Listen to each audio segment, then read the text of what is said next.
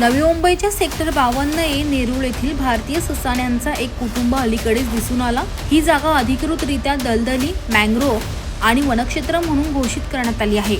मात्र या पर्यावरणदृष्ट्या अत्यंत संवेदनशील भागाला आता एका खासगी बांधकामदाराच्या मनमानी विकास कामांमुळे गंभीर धोका निर्माण झाला असून सिडकोच्या संगनमतीने आणि सहकार्याने घडले असल्याचा आरोप देखील आता करण्यात आलेला आहे। तर महत्त्वाचं म्हणजे हे अतिक्रमण नवी मुंबई महानगरपालिकेच्या मसुदा विकास आराखड्यावर निर्णय प्रलंबित असताना घडले आहे। या आराखड्यात सेक्टर 52A मधील काही भाग निवासी क्षेत्र म्हणून घोषित करण्याचा प्रस्ताव आहे, तो सिडकोच्या दबावामुळे पुढे नेण्यात येत असल्याचा आरोप आहे। हा आराखडा राज्य सरकारकडून अद्याप मंजूर झालेला नाही, तरी देखील सिडकोने आधीच जमिनींचा लिलाव, हस्तांतरण पत्रे वितरित आणि निर्माण यंत्रणा सुरू करण्याची परवानगी दिली। त्यामुळे सेव्ह नवी मुंबई एन्व्हायरमेंट संस्था आता आक्रमक झाली आहे।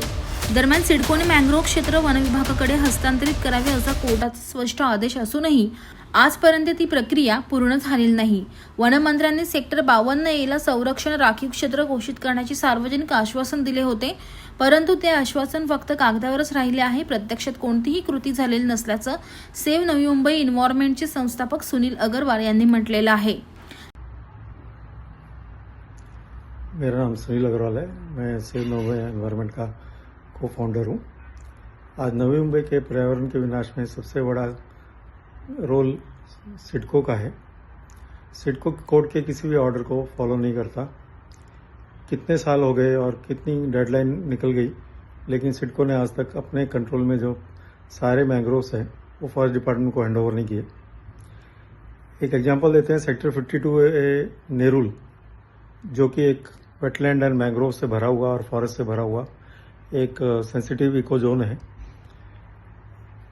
जब ड्राउट डेवलपमेंट प्लान बनाया गया एनएमसी की तरफ से, तो उसको प्रेशर डाल के उन्होंने अमेंडमेंट करके यहाँ पर कई प्लॉट्स पे रेसिडेंशियल प्रपोज करवा दिया, और ये चीज़ स्टेट गवर्नमेंट की अप्रूवल के लिए पेंडिंग है। लेकिन सिडको ने बिना इस अप्रूवल के लिए वेट करते हुए यहाँ पर ऑक्शन कर दिया, और एक बिल्डर को उन्होंने अलॉटमेंट लेटर भी दे दिया। कोई प्लॉट नंबर 3 था जिसको अलॉट हुआ, वो बंदे ने खाली 3% EMD दिया था, उसको पोजीशन भी नहीं मिला था, लेकिन वो जेसीबी मशीन लेके यहाँ आ गया, उसने पूरा एरिया का सत्यानाश कर दिया। मैंग्रोव्स के बफर जोन में भी और बाकी फॉरेस्ट में भी करीब 300 से 400 पेड़ काट दिए गए।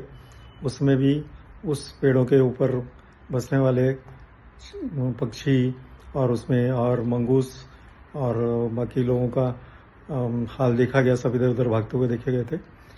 और कल जब मैं उधर गया, मैं शाम को राउंड मारने, तो मैंने देखा एक जैकल की पूरी फैमिली थी। तो अगर जैकल की फैमिली वहाँ घूमती है, वो जगह पूरा फॉरेस्ट एरिया है, अगर कल वहाँ बिल्डिंग बनेगी तो बिल्डिंग के में रहने वाले लोगों को कितना असर आएगा, और ये आसपास के सारे फॉरेस्ट, सारे मैंग्रोव से धीरे धीरे ख़त्म कर देंगे।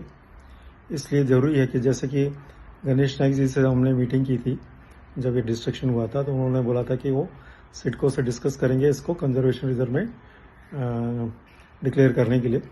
लेकिन ग्राउंड लेवल पे कुछ चेंज नहीं लग रहा है। फॉरेस्ट डिपार्टमेंट अभी भी यही बोलता है कि ये एरिया तो सिडको के ओनरशिप में है, तो हम कुछ कर नहीं सकते।